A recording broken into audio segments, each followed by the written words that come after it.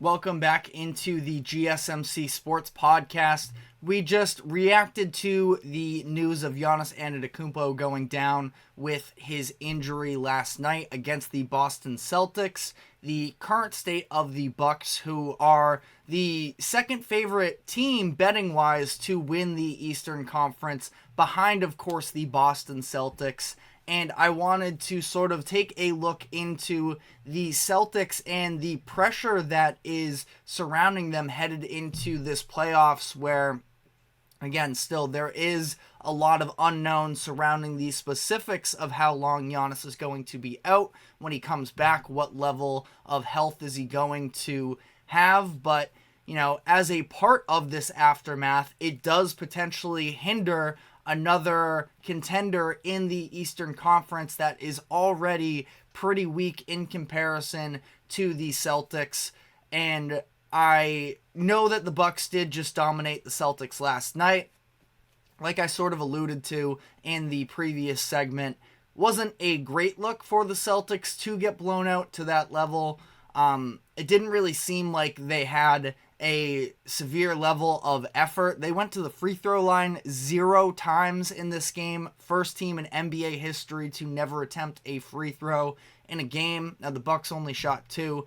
Just ridiculous as a whole. A lot of people are saying that the refs took the night off. But again, I think that was also partially due to the fact that the Celtics, who didn't start Kristaps Porzingis, they didn't play Al Horford, they just didn't really feel the need to, show up in this game, which is fair. They locked up the 1 seed over 2 weeks ago. But also, if you are going to play the game, sort of feels like you should actually play the game. What's the point of having all your stars out there? For an example of, look what just happened to Giannis, where it was a non-contact, just jogging up the court thing that ended up being his injury. But again, one way or another, I don't think that last night really means all too much. The Celtics are the betting favorites to win the finals as things currently stand on DraftKings. They are plus 175 to win the finals, along with being 62-17 as things currently stand and having this tremendous regular season. In my eyes, the main reason why they are the favorites over the reigning champ Nuggets is just because of the level of competition in their conference in the East versus the Nuggets competition in the West, where Nuggets are plus 300, but the main difference is making the finals in themselves, where the Celtics are minus 160 favorites to come out of the Eastern Conference. The Nuggets are at plus odds at plus 150. So if I were to, right now pick a team to win the finals, I would probably still lean with the Nuggets in that sense. But the Celtics also obviously have an incredible case as to why they should be the favorites. And this is a team that has been hovering around the final few rounds of the Eastern Conference for the past handful of years. They've made the Eastern Conference Finals in 3 of the past 4 years, made the finals in 2022. You can argue, I'm not saying definitively, but you can argue if Jason Tatum doesn't go down with that ankle injury early in Game 7, and yes, I know he played, but he was very clearly hindered. You can make an argument that they could have become the first team to ever come back from a 3-0 lead in the NBA. And here they are, coming off of that, they add the likes of Kristaps Porzingis and Drew Holiday to bolster their roster. And, it is them and the Nuggets that are in contention. But the best starting 5 in the NBA, they're there with anybody else. And it is incredible that they were able to sort of turn this around, but that was sort of Brad Stevens, their general manager, pushing the chips in for this season, where you give up Marcus Smart, who has been a key centerpiece for the organization. Was it the right move? Absolutely. They also got first-round picks out of that deal as well, which is crazy to think about. But Drew Holiday is an expiring contract. They already just gave Jaylen Brown the most lucrative contract in NBA history during last offseason. That title is going to go to Jason Tatum likely this offseason when he is due for his contract extension. So they're going to have to cut ties with at least some pieces of their current roster if they don't win it all this year. And things could look very different for them. But before we sort of dive into the long-term look of the Celtics, if you look at the Eastern Conference as things currently stand, it is very open for the taking, where we already talked about Milwaukee. I think that the Celtics sort of win. I think the Celtics win that series even with Giannis. Now with a hindered Giannis, that adds to it as well. The Knicks are a team that I've been high on at times, but health has been a massive issue for them. We still haven't really gotten to see. I figured that OG Anunoby addition could have really been the one that made the difference, and I believe that he played last night for New York, so he's at least, maybe nearing some impactful return. But I just don't think that the Knicks have necessarily had the time together to really establish the type of team they are. Now, they do have, unlike the Bucks in my eyes, an identity on defense. They are a top 5 defense in the league. OG Anunoby is somebody who can definitely throw off the Celtics game plan that at times can get very ISO heavy and Jason Tatum centric. Having OG Anunoby to guard Jason Tatum is a pretty good matchup there for New York, but it comes down to the rest of the players. We saw Kristaps Porzingis have some big-time games against the Knicks during the regular season this year. When the playoffs come around and he's in Madison Square Garden, I'm sure that, maybe he folds under the pressure, but I do think that he is a big-time sort of mismatch for the Knicks, where they are bringing Mitchell Robinson back. He's been playing more and more lately, but he's missed the majority of the season. The way that he can both spread the court and be a post-up option when they need to is something that I feel like the Knicks can probably struggle with. And, the Celtics defense is also good. So when it comes to a defensive matchup, now, if the Celtics aren't hitting their threes, we've seen at times in the past couple years of them struggling more and more, but they've been, developing a little bit more of an identity of going to the post, posting players up. Jason Tatum, as much as, it feels like he can get to the rim more when he wants to, he is at least adding that to his arsenal a little more. And then, other than that, the top tier contenders that you would think somewhat are at the bottom of the standings in the Philadelphia 76ers and the Miami Heat, who are 3rd and 4th on DraftKings in terms of odds to come out of the Eastern Conference.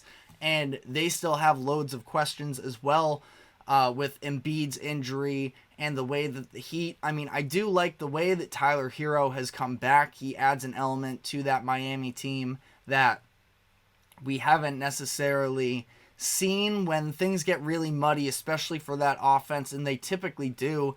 Jimmy Butler, I'm not going to slander him right now because we all know that he sort of wakes up when the playoffs come around, but has just sort of, been kind of unimpressive as of late. And again, we know that he doesn't care about the regular season, and if that is the way he wants to go about business, then you know what, so be it, as long as you do show up in the playoffs. But it does seem like there is a drop-off sort of in the explosiveness. He's obviously somebody who has really benefited from free throws throughout the past couple years. And listen, I'm not going to go the whole free throw merchant sort of prerogative that a lot of people like to go with, but this is the first season since 2018-19 that he's averaged under 8 free throws per game. Now he's at 7.9, but that has seen a drop-off as the year has progressed, and the NBA refs have been a little bit have let a lot more fly from the opposing team, and Jimmy's so good with his patience and,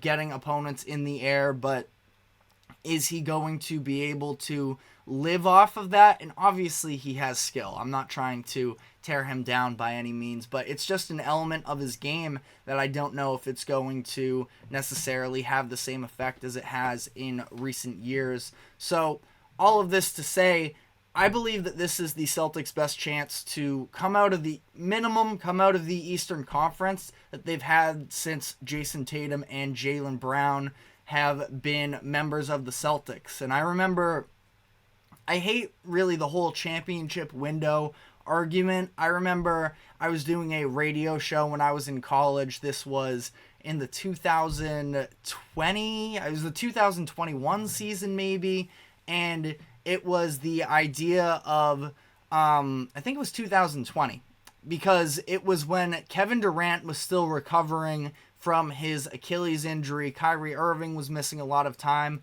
for that Brooklyn team, and the thought process was, oh, well, the Nets are about to get significantly better with KD and Kyrie coming. The Celtics have to win the championship now was an argument that was being thrown out there at the time. And a few years later, they are still very prominently, at the top of the Eastern Conference. The KD, Kyrie Nets have come and gone, and the Celtics are still here because they've built around two young stars. So I'm not saying that the Celtics, if they don't win the championship this year, they are never going to win the championship definitively. But it does sort of feel like this has to be the year for them where so many things have broke in their favor. The Eastern Conference, again, a lot of exciting young teams that are taking steps in the right direction. You have the Orlando Magic, who have come out of nowhere and are in contention for that potential 2 seed, led by a couple of young stars as well. The Pacers, although they have been a little more, struggling a little bit more down the second half of the season, they're a team that should only continue to get better as the years come. So, again, there's definitely talent in the Eastern Conference, but when you look at, top 5 for top 5, the Celtics should definitively be the number 1 team in the Eastern Conference, and if you're at least looking at the standings, they are, with a 14-game lead over the number 2 seed. Again, they clinched the number 1 seed in the Eastern Conference before any team in the NBA even clinched a playoff spot. They did so back on March 25th, I believe it was. So this has been a long time coming for the Celtics. They have one of the best point differentials in NBA history, and things are going to only get harder to keep together this nucleus as time goes on, especially with, we're seeing, as the years go on, these new CBA rules about the second luxury tax threshold and how hard it makes it to build your roster. Celtics don't really have reinforcements coming up the ranks necessarily from their recent drafts. They've been much more focused on capitalizing now. They actually have to capitalize now because, like I said, things are going to... I'm not even looking at the competition elsewhere in the Eastern Conference, although I think it is going to get better. They are going to have some decisions to make. They likely won't be able to keep Drew Holiday, and when they don't have that, what's their answer going to be at point guard? Is it going to be Derek White running the one? Who I love Derek White, but he's not necessarily a traditional point guard. There's all kinds of sort of arguments when you talk about cap hit. Kristaps Porzingis is making up a bunch for the Celtics as well. Al Horford is getting older. At some point, he's likely headed towards retirement. So there's a whole bunch of factors for the Celtics going forward. It kind of seems like outside of the Denver Nuggets, any loss to a playoff team, barring any serious injuries that sort of make the conversation different, it feels like the Nuggets are really the one team that it would be somewhat acceptable for them to lose to. Again, playoffs haven't even started. I'm not typically the overreaction type, but just sort of looking big long term here with the Celtics, this does seem like it has to be their year, and if not, they're going to have to make some big changes. Is it possible to win with Jason Tatum and Jaylen Brown as your top 2? That is a conversation that was thrown around a little bit a couple years ago, and The Celtics responded with a finals run and another Eastern Conference finals run, but something that they're going to have to revisit because of the amount of money that's going to be wrapped up in those two in particular. So if the Celtics don't win it all this year, I think we're especially going to see some big-time shakeups from the organization going forward. But that is all we have time for on this subject. We're going to be taking our second break, and when we come back on the other end, we're going to be diving into last night's NBA games. So stick with us, and we will be right back.